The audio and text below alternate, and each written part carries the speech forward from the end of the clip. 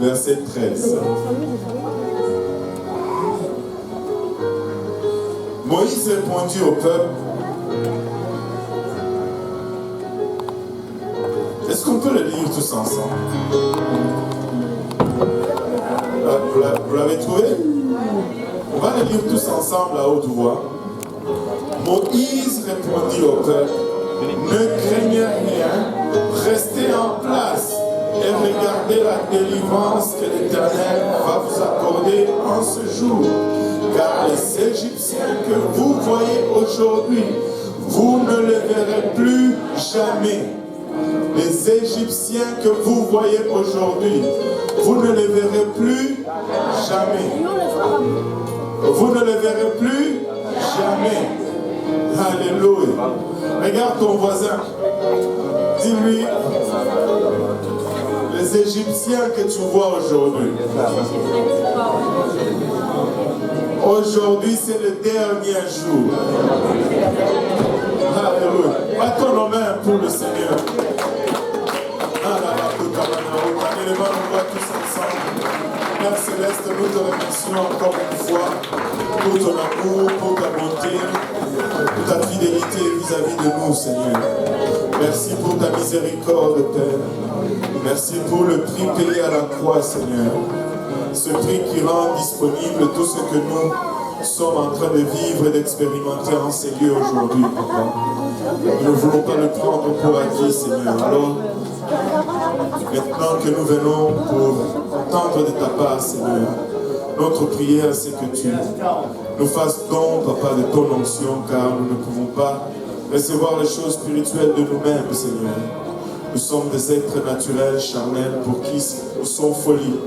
Aide-nous maintenant, nous te prions, aide-moi afin que je puisse parler de ta part sans crainte, ni faveur, ni hésitation, Seigneur. Aide-nous tous ensemble, afin que nous puissions, Père, il avachat à recevoir cette parole et qu'elle nous guide jusque dans la vie éternelle. Au nom de Jésus, nous te prions ici. Nous disons tous au nom de Jésus. Alléluia. Gloire au nom de Jésus. Avant de vous asseoir, est-ce que vous pouvez juste battre vos mains pour le Seigneur? Tout simplement parce que Jésus-Christ est ressuscité. Il est ressuscité. Gloire au nom de Jésus. Gloire au nom de Jésus. Et vous pouvez vous asseoir dans la présence du Seigneur. Alléluia. Gloire au nom de Jésus. Le Seigneur est bon. Amen. Le Seigneur est bon. Aujourd'hui, nous sommes en train de célébrer Pâques. Et Pâques, c'est vraiment la fête de la résurrection. Jésus est mort, il est venu, il est mort, et il a fait 3 jours dans le ventre de la terre. Et le 3e jour, il est ressuscité selon ce qu'il avait dit. Maintenant, c'est très intéressant de voir comment Dieu fait les choses. Je ne sais pas si vous avez porté attention à cela, mais il y a une espèce de dualisme dans la parole de Dieu, où tu vois presque à répétition, Dieu fait les choses à 2 fois. L'exemple le plus courant que nous avons, c'est l'Ancien Testament ou l'Ancienne Alliance, le Nouveau Testament ou cette nouvelle alliance. Amen. Et nous avons le premier Adam qui a échoué, le 2e Adam a réussi. Et très souvent, ces dualismes est interrelié. On voit l'ombre de ce qui va venir par après dans ce qui a été fait en premier. Et ce qui est fait en premier, très souvent, est l'ombre. Et l'ombre n'est pas définie. L'ombre manque de détails. L'ombre pointe vers quelque chose à venir. Mais l'ombre n'accomplit pas vraiment la tâche. Mais l'ombre nous prépare à ce qui est à venir. Et quand on regarde l'histoire de Pâques, le même dualisme se répète. Le peuple d'Israël s'est retrouvé esclave en Égypte. Ils y sont allés pour une bonne raison, pour une bonne cause, si on peut le dire. Il y avait famine dans le pays et Dieu a envoyé Joseph qui les a précédés en Égypte. Et Dieu a élevé Joseph jusqu'au rang de deuxième personnalité ou deuxième autorité en Égypte. Et quand la famine est finalement arrivée, on va s'épargner les détails. Dieu a fait amener a fait amener Israël en Égypte pour subvenir à ses besoins. Mais ce qui était supposé être un séjour temporaire, la famine devait durer 7 ans. Et lorsque Abraham, Israël ou Jacob est allé avec sa famille ou son clan en Égypte, ils étaient déjà à mi-chemin dans la période de 7 ans et demi. De 7 ans. Donc ils devaient rester environ 3 ans et demi et rentrer dans la terre promise.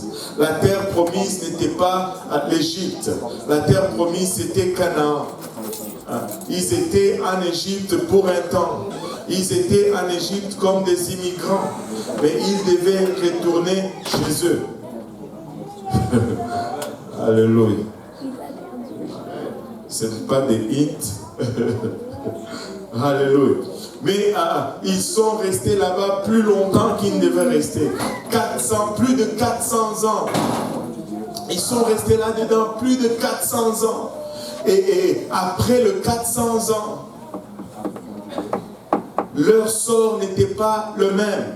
Ceux qui étaient bien accueillis, qui avaient des contacts avec le pouvoir en place, n'avaient plus ces contacts. Il y avait un autre poids, l'oppression est arrivée, on a commencé à les traiter comme des esclaves, on a commencé à les maltraiter. Ils étaient maintenant au service des Égyptiens sans salaire. Et ils ont commencé à crier à Dieu, des années et des années à crier à Dieu, jusqu'à ce que plus de 400 ans plus tard, Dieu élève finalement Moïse. Et Moïse vient d'abord nourri, élevé par l'Égypte, il prend la fuite. Et lorsqu'il était en fuite dans le désert, Dieu le retourne pour aller finalement libérer son peuple. Et Moïse retourne en Égypte. Lui qui était fugitif, il retourne en Égypte et il fait face à Pharaon. Il va voir Pharaon selon l'ordre de Dieu et lui dit: Pharaon, le Dieu d'Israël m'est apparu dans le désert et il m'envoie te dire: laisse aller mon peuple. Laisse aller mon peuple. Et Pharaon regarde ce que le peuple est en train de produire pour lui. Et Pharaon répond: qui est le Dieu d'Israël? Je ne connais pas le Dieu d'Israël pour que je laisse aller Israël. Vous êtes mes esclaves et vous restez sous mon esclavage. Et là, la Bible nous décrit une espèce de lutte qui commence entre Moïse et Pharaon.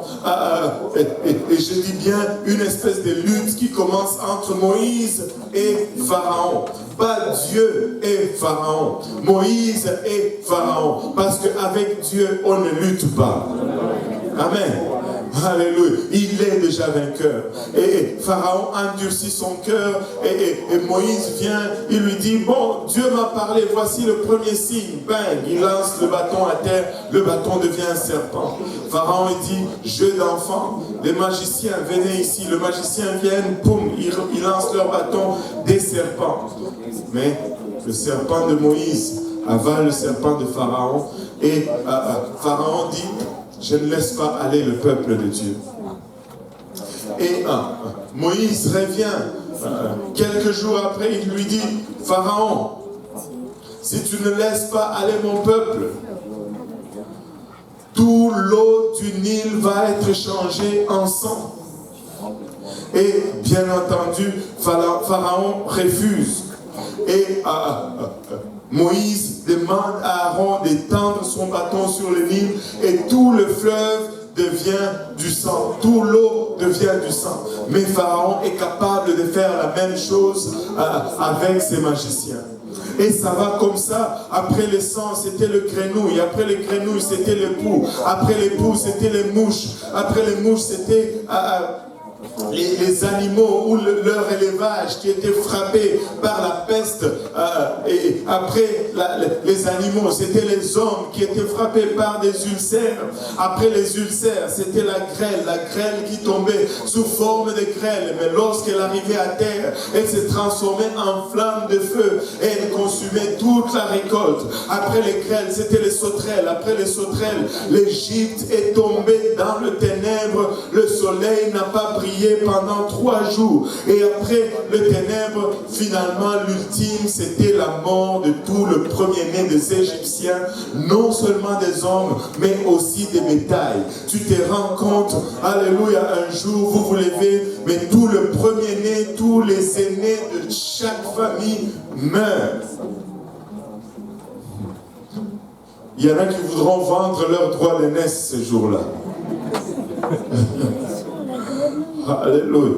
Tous les aînés meurent, mais non seulement les aînés des personnes, mais même parmi les animaux. Si vous aviez une vache et que cette vache avait mis bas, les premiers-nés de ces vaches aussi meurent.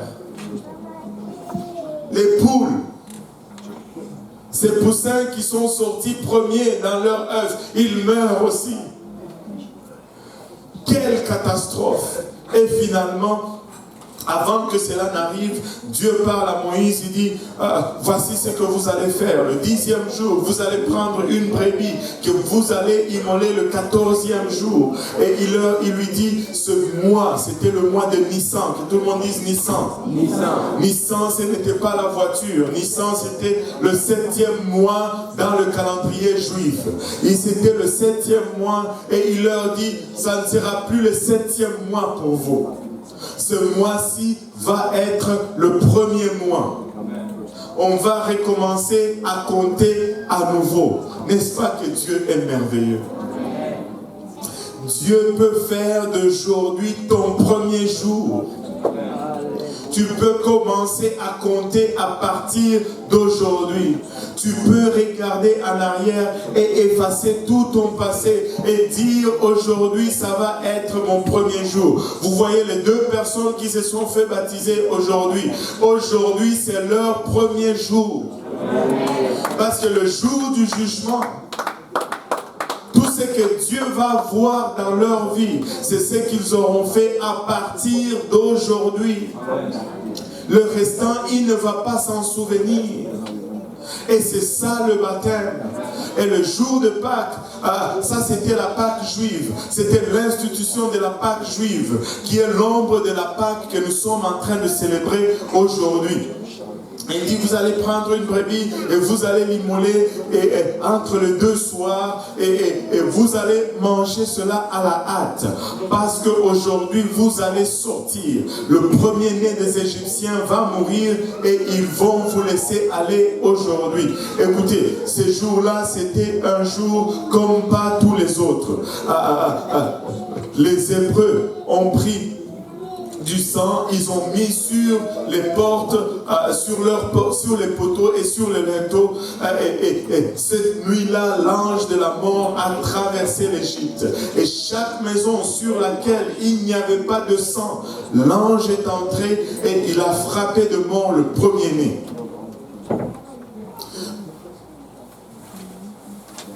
Au réveil, quand Pharaon voit que son fils meurt, il fait appeler Moïse la nuit même. Il dit, prenez vos clics et vos claques et partez d'ici. Bénissez-nous et partez, nous ne voulons plus vous voir. Partez aujourd'hui même. Tout ce que vous voulez, nous vous donnons, mais partez. Vous savez qu'ils étaient même payés pour partir. La Bible nous dit qu'ils ont dépouillé les Égyptiens. Les Égyptiens leur ont donné leurs casseroles, leurs ustensiles, leurs bijoux, leurs diamants, leur or. Mais partez d'ici, nous ne voulons plus vous voir. Et ils sont partis, et ce jour-là, c'était la délivrance dans le camp des Égyptiens. L'esclavage est fini. L'emprise que Pharaon avait sur eux a été relâchée en un instant. L'emprise l'emprise que le péché avait sur eux a été relâché en un instant. Le coup de fouet qui claquait sur leur dos chaque jour a pris fin ce jour-là. Le travail sans salaire a cessé ce jour-là. L'oppression, alléluia, de ce maître cruel a cessé ce jour-là. La construction de maisons et de bâtisses dans lesquelles ils n'habitaient pas a cessé ce jour-là. Laissez-moi vous dire, c'était la Pâque pour les Juifs. Et ça, c'était l'ombre de choses à venir. Et laissez-moi vous dire, la chose, le réel est toujours meilleur que l'ombre. Le réel est toujours meilleur que l'ombre. Je suis plus beau que mon ombre. Vous ne me croyez pas? Amen. C'est mieux de me regarder que de regarder mon ombre. Alléluia. Si tu regardes l'ombre, tu peux avoir une idée de la personne selon l'angle dans lequel la lumière frappe. Mais tu peux passer à côté. Tu peux regarder l'ombre de quelqu'un et penser que c'est une autre personne. Mais quand tu regardes le réel, tu ne peux pas te tromper. Et aujourd'hui, nous avons Christ le réel. Christ est venu pour accomplir cette vraie Pâque. C'est le réel de l'image. Il est venu. Alléluia. Il a revêtu de la chair. Il a marché dans le même... Dans la même nature que nous étions. Vous voyez, depuis Adam et Ève, depuis la chute de l'homme, nous sommes pris en otage dans notre Égypte à nous. Nous sommes esclaves du péché, la Bible nous dit. Nous sommes assujettis à la maladie. Nous sommes assujettis au travail. Un travail auquel, de fois, nous n'avons pas un salaire juste. Amen. Nous sommes assujettis au système de ce monde. Et nous sommes sujets d'un maître cruel qui est le diable. Et nous avons attendu cette délivrance pour longtemps, au point où à un moment donné, on commençait à désespérer, comme les enfants d'Israël ont commencé à désespérer. Mais tout comme pour eux, la délivrance est venue. Laissez-moi vous dire, la délivrance est venue pour nous. Parce qu'un jour, à Bethléem, la délivrance est née. Un jour, à Bethléem, la délivrance a marché. Un jour, à Jérusalem, la délivrance a marché sur les rives du Jourdain. Alléluia. Il a revêtu de la même chair que nous. Alléluia. Il est allé nous chercher dans notre Égypte à nous, dans notre nature à nous. Et comme cette brebis pascale, comme cette brebis sacrificielle, il a été mis de côté, alléluia, le 10e jour. Il a été examiné pendant 4 jours. Comme cet agneau pascal, il a été sacrifié pour nous.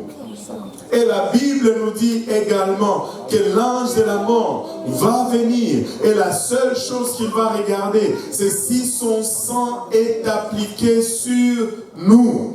Comme le sang était appliqué sur la porte des maisons, le sang de Jésus-Christ doit être appliqué sur nous. Maintenant, tu peux me dire, mais pasteur, où est-ce que je peux trouver le sang de Jésus-Christ aujourd'hui? Alléluia. Le sang de Jésus-Christ est un sang frais à jamais. Le sang de Jésus-Christ est un sang qui coule sans arrêt. Le sang de Jésus-Christ est un sang qui ne se coagule point. Le sang de Jésus-Christ se trouve dans l'eau du baptême. Lorsque nous invoquons le nom de Jésus-Christ, alors que tu es baptisé au nom de Jésus-Christ, le sang de Jésus te rejoint dans l'eau du baptême. Le nom de Jésus-Christ amène le sang. Et tous ceux qui auront son nom, l'ange va passer par-dessus. Amen. Et il a été crucifié. Il est resté dans la tombe Et le troisième jour, il est ressuscité.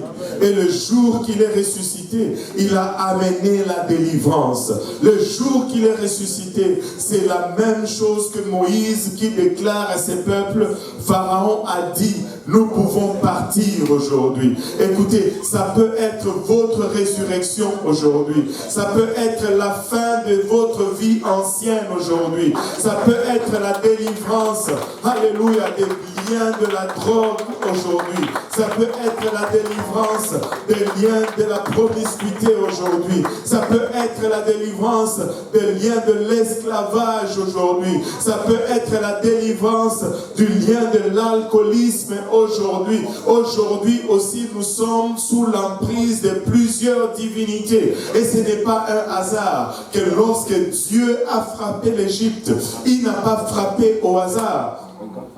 Il a frappé en exposant toute divinité qui régnait sur l'Égypte. Et aujourd'hui, il y a des divinités qui règnent dans nos vies. Il y a des divinités qui règnent et qui nous gardent en esclavage. Mais cet esclavage peut être brisé aujourd'hui par le sang de Jésus-Christ. Le jour que Israël a dit nous partons, ils sont partis. Amen. À la suite de Moïse, Moïse en avant et Aaron, la colonne de feu la nuit, la colonne de nuée le jour, ils ont suivi cette colonne, ils sont partis, ils ont quitté l'Égypte. Ils ont quitté l'Égypte, mais ce n'était pas encore complété. Ils ont marché jusqu'à ce qu'ils arrivent à la mer Rouge. Et là, ils étaient bloqués, ils ne pouvaient pas avancer. Pharaon regarde en arrière et il dit, wow, qu'est-ce que nous avons fait? Nous avons laissé partir nos esclaves. Il faut que nous le poursuivons. Il a rassemblé ses chars. Écoutez, la Bible nous dit, quand Israël est sorti d'Égypte, il y avait 600 000 hommes qui avaient 20 ans et plus, capables de faire la guerre. 600 000 hommes, méchantes armées. Ils sont partis, ils sont sortis, mais lorsque Pharaon a commencé à les suivre, l'histoire nous dit que le Pharaon qui était sous le trône à l'époque de Moïse serait probablement Ramsès II. Et Ramsès II, l'histoire enregistre qu'il avait une armée puissante de même pas plus de 17 000 personnes. Maintenant, comment pouvez-vous comprendre que 17 000 personnes assujettissent 600 000 hommes? Ils étaient 600 000, mais ils avaient peur des 17 000. C'est ce qui vous arrive lorsque vous avez la mentalité esclave. L'esclave ne lève pas la main sur le maître. Mais l'esclavage est fini. Vous savez, des fois, Dieu nous délivre, mais nous ne réalisons pas que nous sommes encore libres. C'est la cage de la prison. Ils ont fait une expérience. Ils ont dit, quelqu'un qui s'évadait toujours de la prison. On lui dit, on a fait une prison avec une serrure tellement spéciale que celle-ci, tu ne peux pas la défaire.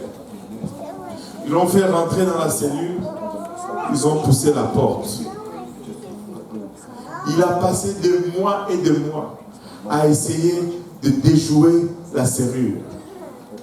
Il n'était pas capable. Et à la fin, qu'est-ce qu'il fallait qu'il fasse tout simplement? C'est juste tourner le poignet parce qu'il n'y avait aucun mécanisme de blocage de la porte. Il était en train d'essayer de défaire ce qui n'était pas. Donc il pouvait essayer tout le temps, 1 an, parce qu'il n'y avait pas de serrure à ouvrir.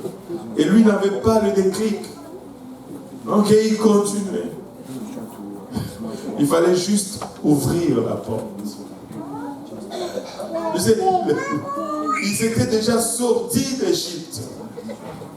Mais ils pensaient encore comme des esclaves. Quand ils voient l'armée de Pharaon derrière eux, ils paniquent. Qu'est-ce que tu nous as fait, Moïse? Tu nous as fait venir ici pour mourir dans le désert, comme s'il n'y avait pas de tombeau en Égypte. Cette phrase m'a toujours laissé perplexe. Je ne sais pas pour vous, mais je ne me suis jamais préoccupé de ma tombe. Qu'il y ait une tombe ou pas, je ne le saurais même pas parce que je serais déjà mort. Qu'est-ce que tu as à faire de la tombe? Il y avait des tombes en Égypte. Ici, on va mourir dans le désert et il n'y aura même pas de tombe. Waouh! Extraordinaire. Et là, il se dit, nommons un autre chef et retournons en Égypte. Ça, c'est le peuple. Nommons un autre chef et retournons. Spirituellement, ils étaient loin. Ils n'avaient rien compris. Retournons en Égypte. Moïse était mieux que le peuple. Amen. Moïse, spirituellement, il était plus haut que le peuple. Et son raisonnement était différent. Moïse dit, nous ne bougeons pas d'ici. Nous restons sur place. Est-ce que tu l'as? Exode 14, verset 13. Moïse répondit au peuple, ne craignez rien, restez en place. Eux, ils ont dit, retournons en Égypte. Moïse dit, restez en place. Regardez comment, plus tu es spirituel, plus ton optique change. Eux, ils sont à terre. Et ils disent, retournons en Égypte. Je pense que c'est le verset 12. Il dit, retournons en Égypte. Moïse dit, non, restons en place. Mais regardez ce que Dieu dit au verset 14. L'Éternel, non, ça c'est encore Moïse nous dit, l'Éternel combattra pour vous et vous gardez le silence. Maintenant, regardez ce que Dieu dit au verset 15. L'Éternel dit à Moïse, pourquoi s'écrit, parle aux enfants d'Israël et qu'ils marchent. Avec Dieu, on avance toujours. Et ils disent, reculons. Moïse dit, restons sur place. Mais Dieu dit, non, non, non, en avant, on avance. Let's go, on avance. Alléluia. Et vous savez, Moïse a étendu son bâton, la mer s'est ouverte. Écoutez, il y a eu plusieurs miracles qui se sont passés ce jour-là. D'abord, la mer s'ouvre. Et une mer ne se déchire pas en deux. Elle s'est déchirée ce jour-là. Et non seulement la mer s'est déchirée, mais le fond de la mer est devenu asphalté en un instant. C'est devenu sec. Ils ont traversé à sec. Ce n'était même pas boueux. Ils ont traversé. Mais après qu'ils aient traversé, les Égyptiens ont voulu les suivre. Mais quand ils sont arrivés au milieu de la mer, ce fond de la mer qui était sec au passage des Égyptiens est devenu boueux et les Égyptiens se sont enlissés dans le fond de la mer. Après, quand ils étaient bien embouteillés là-dedans, c'était le trafic, même leurs roues sortaient de leurs chars. Dieu dit à Moïse, maintenant tourne-toi et étends ton bâton et ferme-moi cette mer. Et là, la mer s'est refermée et tous ces Égyptiens sont morts là-dedans et que tout le monde dise délivrance. Et ces jours-là était la fin. Écoutez, Israël avait peut-être quitté l'Égypte, mais l'Égypte était capable de les poursuivre jusqu'à ce qu'ils arrivent à l'eau. Mais l'Égypte n'a jamais pu traverser l'eau. l'Égypte n'a jamais pu traverser l'eau.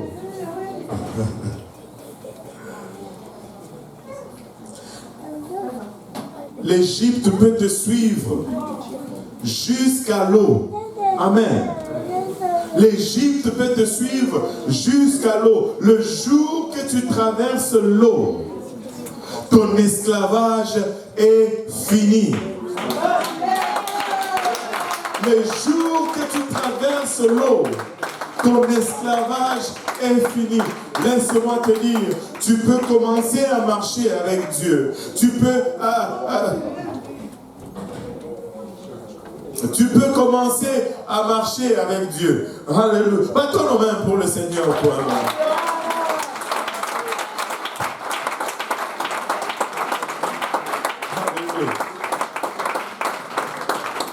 Écoute, l'eau du baptême n'est pas une option. L'eau du baptême, c'est la frontière que ton esclavage passé ne peut traverser pour te rejoindre de l'autre côté. Le diable peut te suivre jusque là. Toi, tu rentres, tu sors, mais lui, il rentre, il ne sort pas.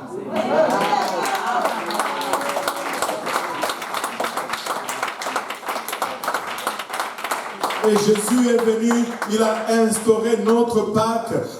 Notre Pâque à nous, c'est la mort, l'ensevelissement et la résurrection de Jésus-Christ. Maintenant, comment cela s'applique dans notre vie? Alléluia. Nous mourrons lorsque nous nous repentons de nos péchés. Lorsque nous regardons notre vie et que nous réalisons que nous sommes pécheurs, nous demandons pardon à Dieu et nous faisons un demi-tour. Avant, nous mentions. Maintenant, nous décidons de ne plus mentir. Avant nous volons, maintenant nous décidons de ne plus voler. Avant nous prenions de la drogue, nous disons non à la drogue, c'est fini. Avant nous étions alcooliques, nous disons bye bye à l'alcool. Avant nous fumons, nous disons mon corps va rester un temple saint pour le Seigneur, à bas la cigarette.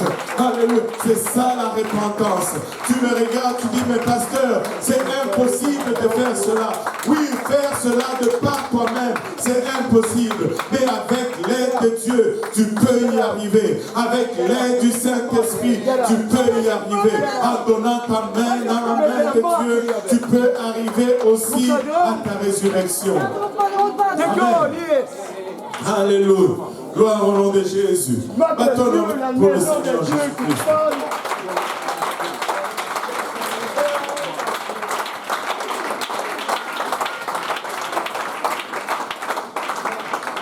Alléluia. Vous savez, quand Dieu bouge, le diable devient nerveux. Alléluia. Pouvons-nous adorer le Seigneur juste pour un moment?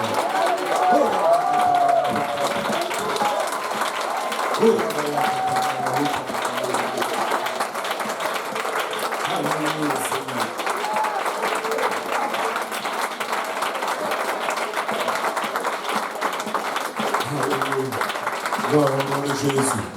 Alléluia. Vous pouvez vous asseoir. Vous savez, la Pâque juive était l'ombre de la Pâque à venir. Mais quand la vraie Pâque est arrivée, laissez-moi vous dire, nous ne sommes plus dans l'ombre, nous sommes dans le réel. Si la Pâque juive, qui était l'ombre des choses à venir, a pu mettre un terme à l'esclavage, alléluia, du peuple d'Israël, la Pâque réelle, qui est Jésus-Christ mort, enseveli et ressuscité, peut mettre fin à l'esclavage du péché dans ta vie aujourd'hui. Tu peux mourir avec Christ dans ta repentance. Tu peux être enseveli avec Christ dans les eaux du baptême. Nous avons une piscine ici parce que c'est un ensevelissement. Tu dois être complètement plongé dans l'eau. Un jour, j'étais à Saint-Laurent, une fille qui vient de Saint-Jérôme est venue regarder le baptême. Elle a regardé et puis elle m'a posé une question. Elle dit, pasteur, est-ce que vous changez l'eau ici? J'étais un peu, je ne comprenais pas où elle voulait aller. Je lui ai dit, non, nous ne changeons pas l'eau, mais nous la traitons. Et elle me dit, mais pourquoi, je lui demande, mais pourquoi tu veux qu'on change l'eau? Elle me dit, mais parce qu'il doit y avoir beaucoup de péchés là-dedans. Quand tu te baptises, les péchés restent là-dedans. Tu sais, mais le sang de Jésus-Christ est un détergent tellement puissant que même le peu de péché qui reste là-dedans, ça le consume et ça le fait évaporer. Alléluia. Gloire au nom de Jésus. Gloire au nom de Jésus. Quand tu viens te faire ensevelir avec Christ là-dedans, par la suite, tu peux ressusciter aujourd'hui. Le jour de Pâques, Jésus-Christ est ressuscité. Mais tu peux recevoir ta résurrection aujourd'hui. Et la résurrection, c'est le baptême du Saint-Esprit. Quand l'Esprit de Dieu vient et demeure en toi et que tu commences à parler en d'autres langues, comme l'Esprit te donne de t'exprimer, c'est une nouvelle naissance. C'est une résurrection qui vient d'être performée en toi. Tu ressuscites avec Christ. Là, tu quittes l'Égypte pour de bon. Et tu commences à marcher sur des rues nouvelles. Israël s'est retrouvé de l'autre côté du Jourdain et Myriam a sorti les tambourins. Les femmes ont commencé à chanter, à danser. Dieu a noyé le cheval et son cavalier en même temps. Laissez-moi vous dire que Dieu peut noyer le diable et son outil aujourd'hui dans votre vie, dans les eaux du baptême. Tu peux être délivré complètement de tout esclavage du péché. Et on n'a pas assez de temps pour cela, mais laissez-moi vous dire que ce n'était pas des frappes au hasard. Dieu a frappé tout le Nil, était adoré comme une divinité. Le Nil a été représenté la divinité de Khnum ou Osiris. On l'appelait aussi Doré, qui était la déesse hippopotame du Nil. Il y a un autre dieu du Nil qui était appelé Hapi. Mais ce n'est pas Stéphane. Où est-ce qu'il est, Stéphane? Ah, il est là. Ok. Alléluia. Les grenouilles étaient aussi une divinité. Était une divinité égyptienne qu'on appelait Heket. C'était la déesse de l'accouchement ou la déesse de la fécondité. Écoutez, Dieu l'a frappé aujourd'hui. Dieu peut te délivrer de la promiscuité sexuelle aujourd'hui.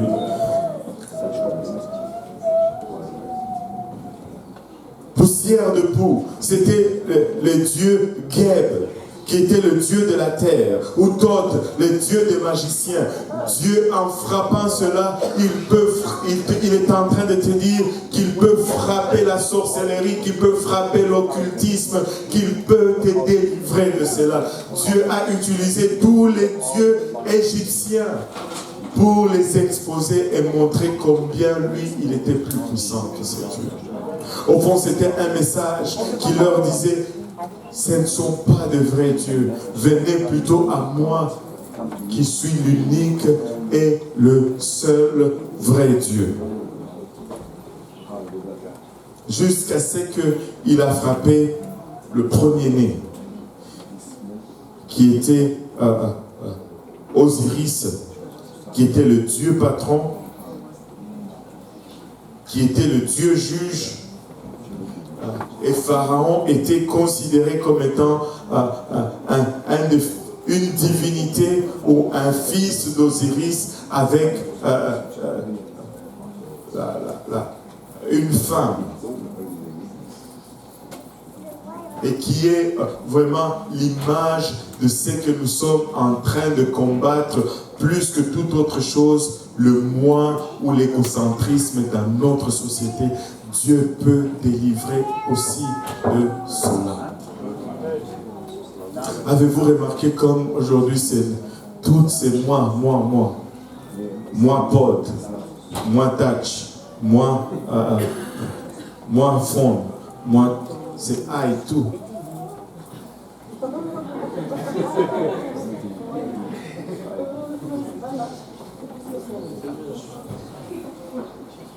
N'est-ce pas?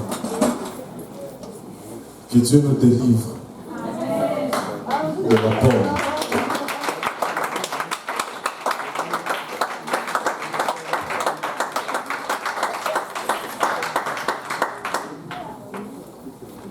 C'est la délivrance. Tu peux commencer une nouvelle vie aujourd'hui. Tu peux laisser ta tombe vide alors que Christ étend ta main sur ta vie aujourd'hui. En nous levant tous ensemble.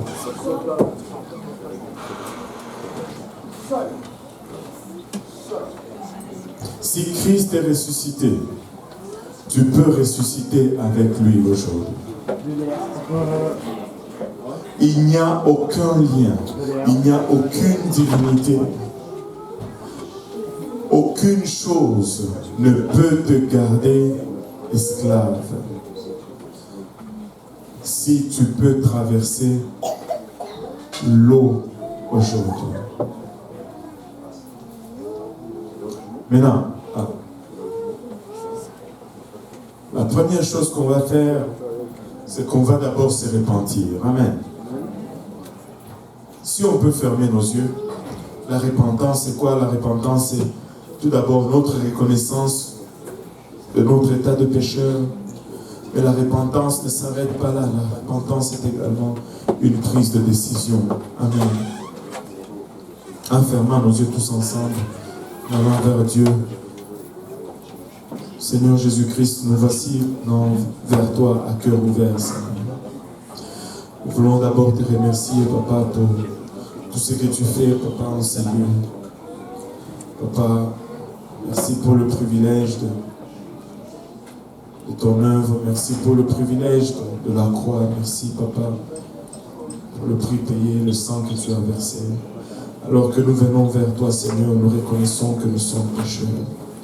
Nous avons fait de mauvaises choses contre toi, Seigneur. Nous avons fait de mauvaises choses contre nous-mêmes, Père. Nous avons fait de mauvaises choses contre nos proches, nos bien-aimés, les gens autour de nous, Seigneur.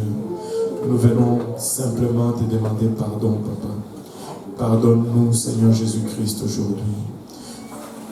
Efface nos péchés aujourd'hui, nous te prions. Efface notre mal, Seigneur. Alléluia. Et accepte-nous, Seigneur, alors que nous prenons la décision, Seigneur, que nous allons faire tout à notre pouvoir, de ne plus refaire le même mal que nous avons fait, Seigneur. Nous allons faire tout à notre pouvoir, Seigneur, de ne plus refaire les mêmes mauvaises choses que nous avons fait dans le passé, Seigneur. Avec ton aide, Seigneur, nous croyons que nous pourrons y arriver. Seuls, nous ne pouvons peut-être pas, mais si tu nous aides et que tu nous assistes, nous pouvons y arriver. Au nom de Jésus, nous te prions. Nous disons tous au nom de Jésus. Alléluia. Alléluia, Seigneur. Si vous êtes là et que vous n'avez pas encore reçu le don du Saint-Esprit, vous pouvez le recevoir aujourd'hui avec l'évidence de parler en langue. Si vous êtes là et que vous n'êtes pas encore baptisé au nom de Jésus-Christ, vous pouvez être baptisé aujourd'hui au nom de Jésus-Christ pour le pardon de vos péchés. Et vous pouvez ressusciter avec Christ et commencer une vie nouvelle avec lui aujourd'hui. Aujourd'hui peut être votre résurrection. Aujourd'hui peut être votre Pâques aujourd'hui. Vous pouvez quitter votre Égypte aujourd'hui et vous mettre en route pour votre Canaan aujourd'hui. Amen. On va ouvrir cet hôtel aujourd'hui. Et si vous voulez recevoir le don du Saint-Esprit, cet hôtel est ouvert. Vous n'avez qu'à venir juste ici en avant. On va prier avec vous et vous allez être remplis du Saint-Esprit. Alléluia. Si nous pouvons avancer, Église, les hommes à ma gauche, les dames à ma droite, et soyons conscients, si nous pouvons rester debout aujourd'hui, parce qu'il n'y a pas assez de place, même si nous ne sommes pas à genoux, Dieu va entendre nos prières. Amen. Mais venons tous ensemble, on va légèrement reculer les chaises de deux premières rangées, mais on veut venir en avant, on veut passer du temps dans la présence du Seigneur. Alléluia, Seigneur.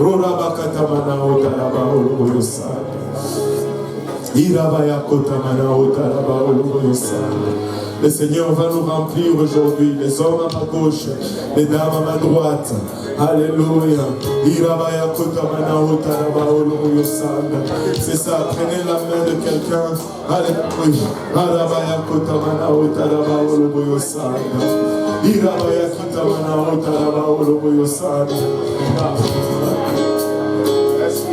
Alléluia.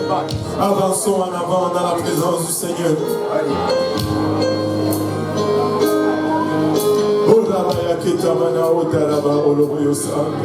Il y a d'autres personnes qui viennent pour revêtir le nom de Jésus-Christ.